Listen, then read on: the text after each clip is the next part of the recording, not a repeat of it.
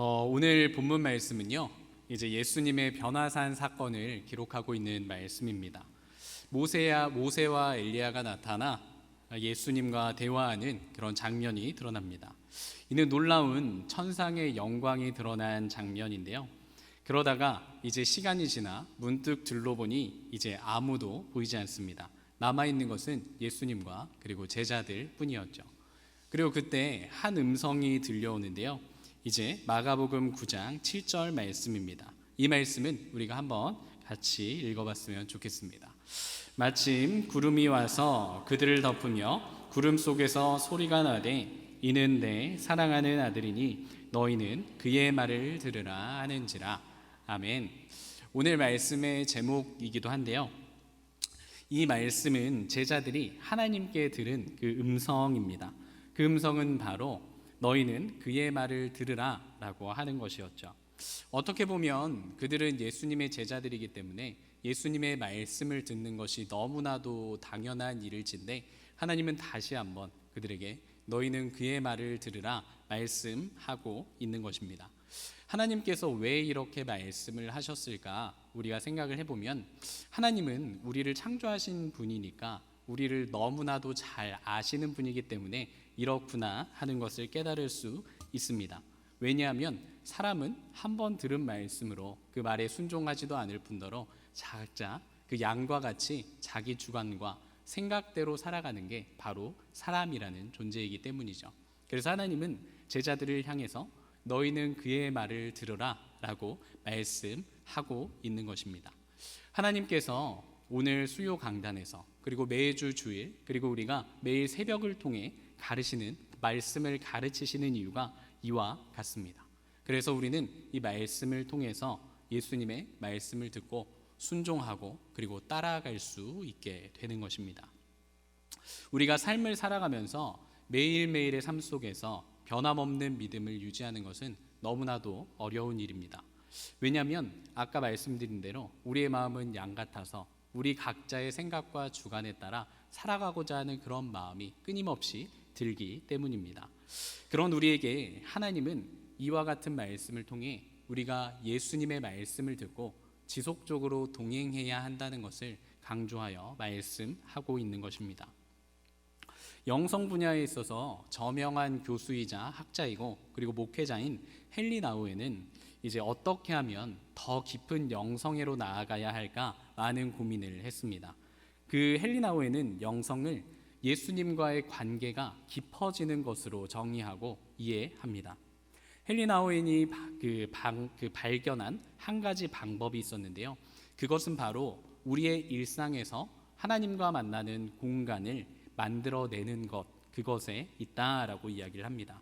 이 말은 바로 우리가 예수님과 함께 매일매일의 삶을 친밀한 관계를 만들어갈 수 있는 그 공간을 만들어낸다라는 것입니다. 제가 살아가다 보니까 이제 경험하게 되는 것이 있는데요. 그것은 누구와 시간을 오래 보내느냐에 따라 제가 그 사람과 닮아간다는 것입니다. 가장 대표적인 관계가 부부관계죠. 그 부부는 항상 비슷하지 않습니까? 왜냐하면 오랜 시간을 보내기 때문에 서로를 닮아가기 때문입니다. 그리고 또 그런 관계가 또 그 부모와 자녀의 관계가 있죠. 부모와 자녀도 붕어빵이 되죠. 그리고 또 그 직장 동료와의 관계도 그렇습니다. 우리가 직장 상사가 누구냐 그리고 직장 동료가 누구이냐에 따라서 그 사람과 닮아가는 제 모습을 또 발견하게 됩니다. 그러니까 한 공간에서 오랫동안 함께 있는 사람을 닮아가는 것이 우리의 모습이라는 것입니다. 우리는 누군가 함께하고 누구와 관계하느냐에 따라 그 사람을 닮아가게 되어 있는 것입니다. 이 원리는 신앙생활에 있어서도 매우 중요한데요. 우리는 누구와의 시간을 보내야겠습니까? 헨리 나우에는 그 누군가가 바로 하나님, 예수님이라고 이야기를 합니다.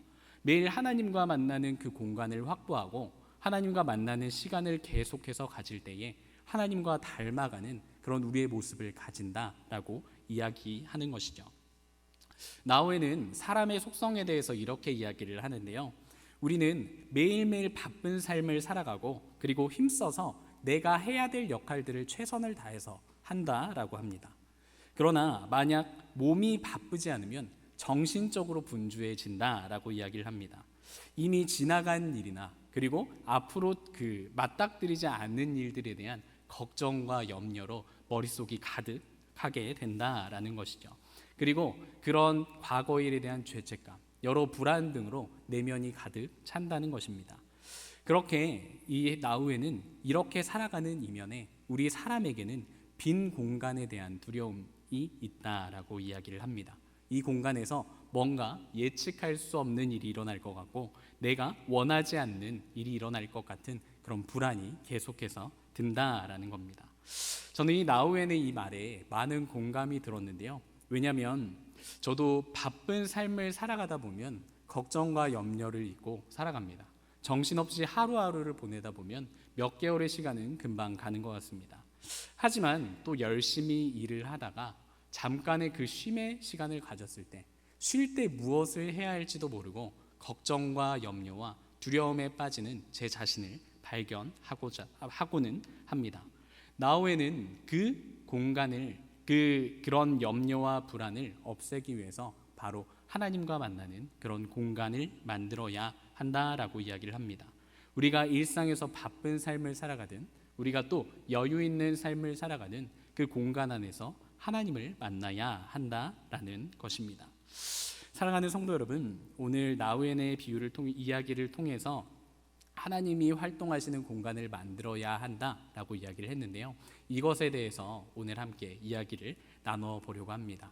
하나님은 아까 말씀을 통해서 너희는 나의 말을 들으라, 너희는 그의 말을 들으라, 예수님의 말을 들으라 말씀하셨습니다.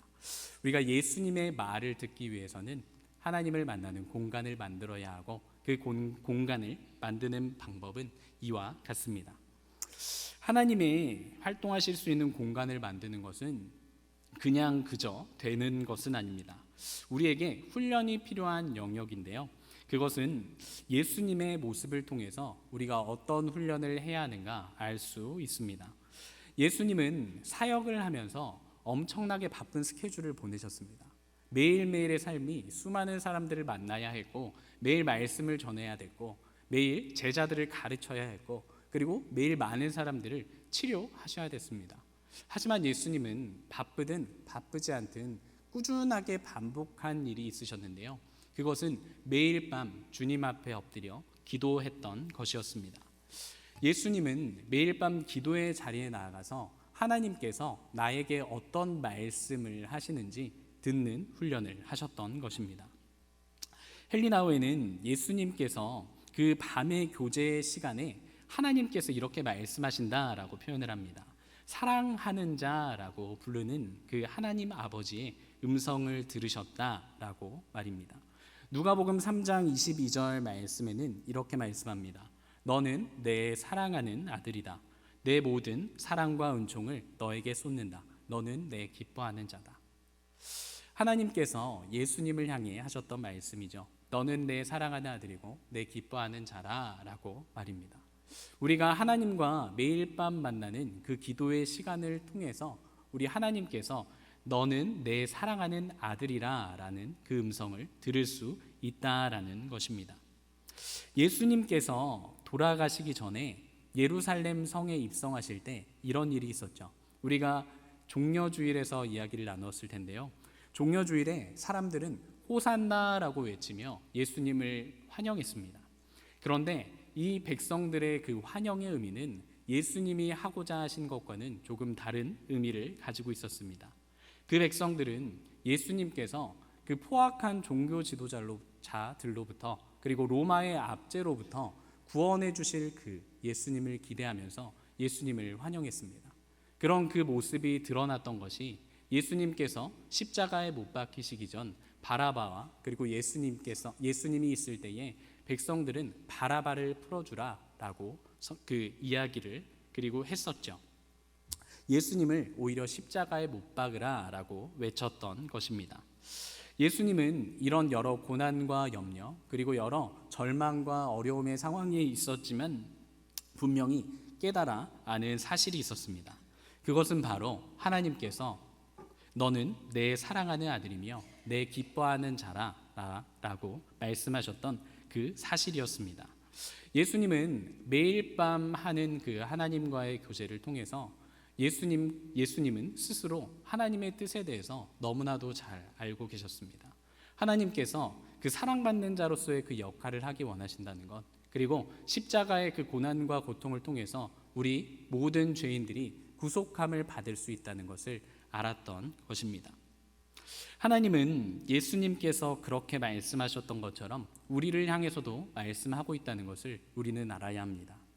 하나님은 너는 하나님의 사랑받는 자녀이며 내 기뻐하는 자라 라고 우리에게도 동일하게 말씀하고 있는 것입니다. 세상은 우리에게 이렇게 말하는데요, 너의 가치와 쓸모를 입증해라 라고 이야기를 합니다. 무언가를 보여주거나 유명하거나 권력을 얻거나 그래야 누군가 너를 사랑해 준다 라고 이야기합니다. 너는 사랑받기 위해 끊임없이 노력해야 하는 존재라고 이야기하죠. 하지만 하나님은 그렇게 말씀하지 않으십니다. 그저 이미 너희는 가장 사랑받을 만한 그런 존재이며 내가 가장 기뻐하는 존재라는 것입니다. 예수님께서 40일 금식 기도하신 후에 그 사단에게 시험 받으실 때를 기억하십니까? 예수님은 하나님께 40일간 기도를 하고 나서 이와 같은 사단의 음성을 듣습니다. 내가 사랑받는 자임을 증명해라. 무언가를 보여주어라. 이 돌이 빵이 되게 하면 내가 배부르게 될 것이고, 그리고 성전에서 뛰어내리면 내가 이 보이는 모든 땅을 너에게 줄 것이라. 내가 왕이 되게 할 것이라 라고 말했죠. 하지만 예수님은 이렇게 대답하십니다.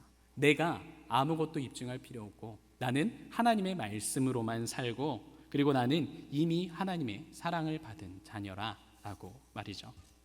하나님은 말씀을 통해서 우리에게 끊임없이 말씀하십니다. 너는 존재 자체로 사랑받는 자라, 존재 자체로 기뻐하는 자라. 나에게 오라. 내가 너에게 모든 것을 채워주노라 라고 말씀하는 것입니다. 사랑하는 성도 여러분, 예수님은 이와 같은 듣는 훈련을 통해 하나님께서 말씀하시는 그 사랑받는 자임을 알려주는 그 음성을 듣는 훈련을 통해 매일의 삶을 중심 잡힌 삶으로 살아갈 수 있었습니다. 사랑하는 성도 여러분, 매일매일 하나님 앞에 나아가시는 여러분이 되셨으면 좋겠습니다. 물론 그 힘들다는 거 잘 알고 있습니다. 하지만 우리가 의지적으로 하나님 앞에 나아가서 무릎 꿇고 기도할 때에 하나님은 우리에게 알려주시는 것입니다. 너는 내 사랑하는 자요 기뻐하는 자라. 이것을 듣고 깨닫고 그리고 삶을 통해서 살아내시는 모든 성도 여러분 되시기를 간절히 소망합니다. 그리고 하나님께서 왜 제자들을 향해 너희는 그의 말을 들으라 라고 말씀하셨을까? 하나님은 사람에 대해서 너무나도 잘 안다라고 말씀을 드렸죠. 하나님은 사람이 너무 그 연약한 존재이기 때문에 그렇게 말씀하셨습니다. 우리가 하나님과 매일 가까이 하지 못하면 우리가 하나님의 모습을 발견할 수 없기 때문에, 그리고 하나님과 동행할 수 있는 힘을 얻을 수 없기 때문에 그렇게 말씀하셨습니다. 이는 예수님의 제자들에게도 마찬가지였는데요. 우리가 얼마 전 부활주일을 보냈죠. 예수님께서 십자가에 돌아가시고 사흘이 지난 날 제자들은 무엇을 하고 있었습니까? 한 방에 모여서 두려워 떨고 있었습니다. 혹시나 로마 군인들이 그들을 잡아갈까, 그리고 유대인들이 그들을 신고할까 두려워서 그들은 두려움에 떨며 한 방에 모여 있던 것입니다. 그리고 사흘이 지난 그 새벽, 여인들이 예수님의 무덤가로 향하죠. 그때 예수님의 무덤가로 향했던 여인들에게는 어떤 일이 있었습니까? 이 여인들은 빈 무덤을 발견하였고, 그 빈 무덤에서 그들은 누가복음 말씀에 보면 그 여인들은 그들이 근심했다라고 기록을 하고 있는데, 그 여인들은 빈 무덤을 보고 걱정했던 것입니다. 혹시라도 이 빈 무덤에 있는 그 예수님을 혹시라도 누가 시체를 가져간 것은 아닌가, 여러 걱정 근심이 있었던 것입니다. 그런데 만약에 이 여인들이 예수님께서 하셨던 그 하나님의 말씀을 기억하고 있었다면, 그리고 예수님께서 예언하셨던 내가 사흘 만에 다시 살아나리라 하셨던 그 말씀을 조금이라도 마음속에 품고 있었다면 이 여인들이 기뻐했을까요? 아니면 근심했을까요? 아마 그 말씀을 마음 깊이 새기고 있었다면 그 여인들은 기뻐 환호했을 것입니다. 그리고 그 여인들에게 이제 천사들이 나타나서 말씀을 하죠. 예수님께서 부활하셨다. 너희는 예수님께서 하셨던 그 말씀을 왜 기억하지 못하느냐라고 말씀을 하시죠. 그제서야 그 여인들은 이 천사들의 말을 통해 예수님이 부활하신 것을 깨닫게 되죠. 그리고 이 여인들이 이 기쁜 소식을 전하러 제자들에게 찾아갔을 때 제자들의 반응은 또 어떻습니까? 제자들도 마찬가지였습니다. 그들도 하나님의 말씀을 기억하지 못하고 그들도 마찬가지로 예수님이 다시 살아나셨다는 그 소식을 의심했습니다. 그리고 그 이후에 엠마오로 가는 두 제자들이 나오는데요. 그 두 제자들은 어땠습니까? 예수님과 동행하는 그 길을 걸어감에도 불구하고 예수님을 알아보지도 못하고 오히려 예수님이 돌아가신 것을 걱정하며 근심하며 지내는 모습이 성경에 기록되어 있습니다. 사람은 얼마나 연약한지 모릅니다. 이 예수님의 제자들의 모습을 통해서도 볼 수 있고 우리 스스로의 모습을 비추어 봐도 너무 잘 알 수 있습니다. 누가복음 24장 27절에는 이렇게 말씀을 하는데요. 이에 모세와 모든 선지자의 글로 시작하여 모든 성경에 쓴 바 자기에 관한 것을 자세히 설명하시니라. 예수님께서 엠마오로 가는 두 제자를 향해서 하신 말씀입니다. 이 제자들은 예수님을 알아보지 못했고 예수님은 그들을 향해 예수 자신이 누구인지 모세와 모든 선지자들의 글, 그러니까 성경 말씀을 통해 가르치기 시작하십니다. 예수님은 직접 내가 그리스도야라고 말씀을 하신 것이 아니라 모세와 모든 선지자들의 글로 성경 말씀을 통해서 그분 스스로의 모습을 비추셨다라는 것입니다. 하나님은 우리에게 너희는 그의 말을 들으라 말씀하십니다. 그리고 지금 그의 말씀은 바로 성경에 기록되어 있습니다. 모세는 이스라엘 백성들이 가나안 땅에 들어가기 전에 그가 죽기 이전에 백성들에게 강조하며 말씀한 것이 있습니다. 신명기 31장 19절의 말씀인데요. 그러므로 이제 너희는 이 노래를 써서 이스라엘 자손들에게 가르쳐 그들의 입으로 부르게 하여 이 노래로 나를 위하여 이스라엘 자손들에게 증거가 되게 하라. 모세는 이스라엘 백성들을 향해서 하나님의 말씀을 노래로 써서 자손들에게 가르쳐라 라고 말씀을 합니다. 하나님의 자손들은 하나님의 말씀을 반드시 기억하고 있어야 하며 하나님의 말씀을 마음속 깊이 품고 하나님의 말씀을 행하며 살아야 한다는 것입니다. 만약에 우리가 하나님의 말씀을 마음에 품고 그 말씀에 순종하지 않는다면 이 세상의 사람들과 무엇이 다르겠습니까? 아무리 우리가 주님의 구속으로 십자가로 구속함을 입었다라고 할지라도 우리는 연약한 존재입니다. 우리는 하나님의 말씀을 통하지 않고는 하나님의 뜻을 알고 행하며 살아갈 수가 없습니다. 이처럼 신앙인들에게 있어서 가장 중요한 것이 바로 성경인 것입니다. 그런데 이처럼 중요한 성경이 우리에게는 소외되어 가고 있는 것 같기도 합니다.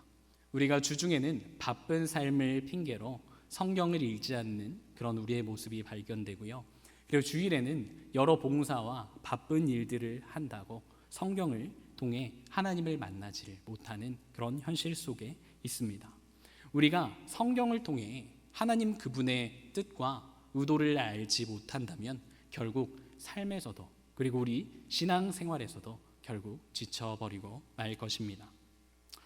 높은 뜻 숭의교회를 담임하셨던 김동호 목사님의 말씀 중에 하나인데요. 인상 깊은 부분이 있어서 한번 인용해 보려고 합니다.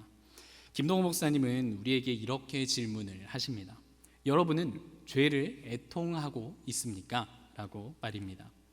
여기에서 애통한다는 것은 몹시 슬퍼한다라는 것을 뜻합니다. 그러니까 내가 스스로 범하는 죄에 대해서 내 스스로 가지고 있는 그 죄를 감당할 수 없어서 몹시 슬퍼하는 마음을 갖고 있느냐는 것입니다.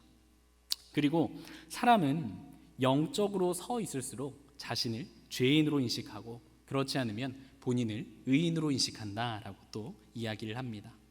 이 말의 뜻은 하나님의 말씀에 스스로를 비추어 살아가는 사람들은 그 말씀에 따라 살아가지 못하는 나의 모습을 발견하게 되고 하나님 앞에 무릎을 꿇게 되고 스스로의 죄를 하나님 앞에 고백할 수밖에 없게 된다는 것이죠. 그렇지 않는 사람은 하나님의 말씀에 스스로를 비추어 보지 않기 때문에 자기 마음대로 살아가게 된다는 것입니다. 그렇게 살아가다 보면 그는 자기의 뜻대로, 자기의 생각대로, 자기의 옳은 대로 살아가기 때문에 자신을 의인으로 여기게 된다라는 것이죠. 사랑하는 성도 여러분, 여러분은 스스로에 대해서 죄인이라 생각하십니까? 아니면 의인이라고 생각을 하십니까? 사람은 성경에 자기 스스로를 비추지 않고는 결코 하나님과 함께하는 삶을 살아낼 수 없습니다. 너희는 그의 말을 들으라 말씀하셨던 하나님의 말씀에 순종하며 나아가시는 우리 성도 여러분 되시기를 소망합니다. 그리고 우리가 하나님의 말씀을 듣고 살아가려면 또 어떻게 해야 될까요? 우리의 삶에 도전을 주시고 그리고 우리의 삶을 인도하시는 성령의 음성에 귀를 기울여야 할 것입니다. 엠마오의 제자들은 말했습니다. 누가복음 24장 32절의 말씀입니다. 우리가 함께 읽겠습니다. 그들이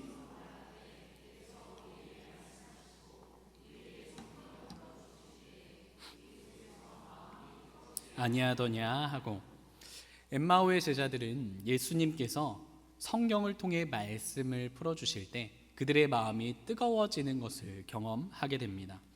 성령의 인도하심을 경험하게 된 것이죠. 그제서야 그들은 예수님께서 진정으로 부활하셨음을 깨닫게 되었고 제자들에게 돌아가 그것을 증거했습니다. 성경은 우리에게 진리를 알려주시고 성령은 그 진리가 참인 것을 우리에게 깨닫게 하십니다. 그리고 성령을 통해 우리가 삶에서 힘을 내어 하나님의 말씀에 순종하며 살아갈 수 있습니다. 제가 성령의 음성에 따라 삶을 살아갔던 한 명의 그리스도인을 한번 소개해 보려고 합니다. 이 낙도행전의 행전이라는 책에 기록되어 있는 분인데요. 이 책을 기록한 분은 박정욱 원장님이라는 분입니다. 혹시 사진이 준비되었을까요? 네, 이 책인데요. 나중에 한번 꼭 읽어보시면 좋겠습니다. 제가 책을 홍보하는 그런 커미션을 받는 건 아니고 내용이 정말 좋아서 한번 꼭 읽어보셨으면 좋겠습니다. 이 박정욱 원장님이라는 분은 조선대학교 의과대학을 졸업하고 또한 동대학 의학전문대학원에서 교수로 또 재직하기도 했습니다. 현재 광주에서 재활 전문 클리닉을 운영하고 계십니다.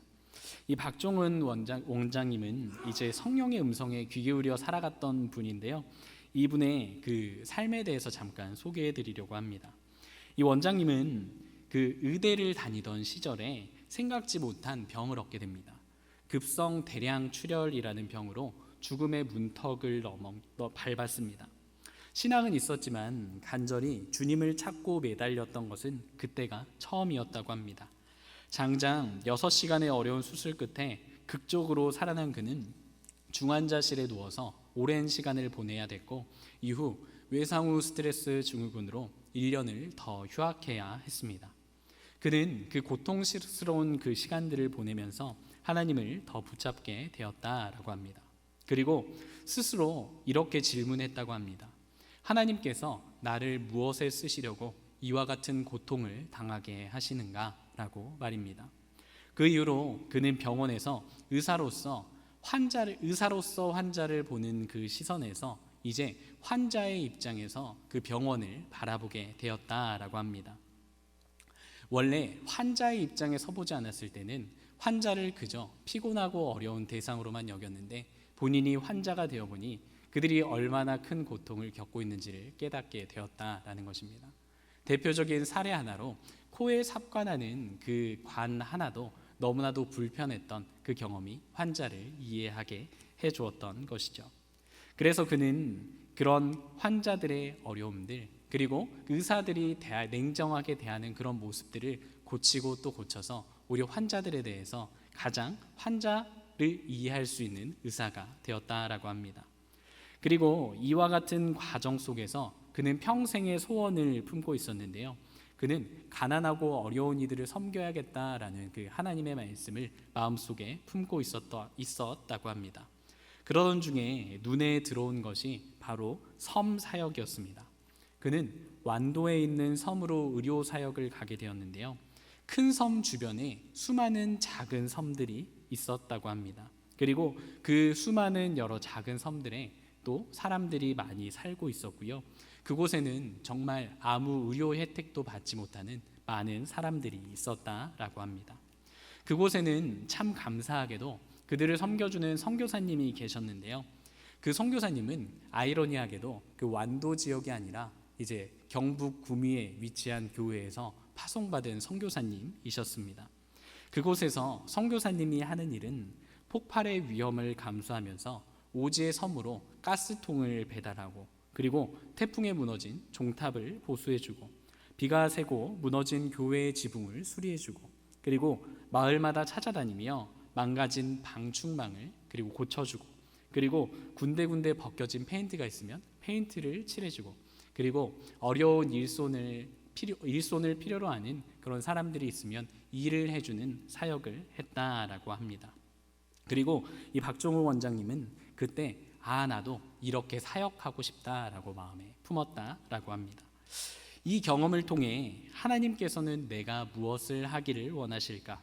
하나님께서는 나와 함께 무엇을 하기를 원하실까? 계속 물었던 과정이었습니다.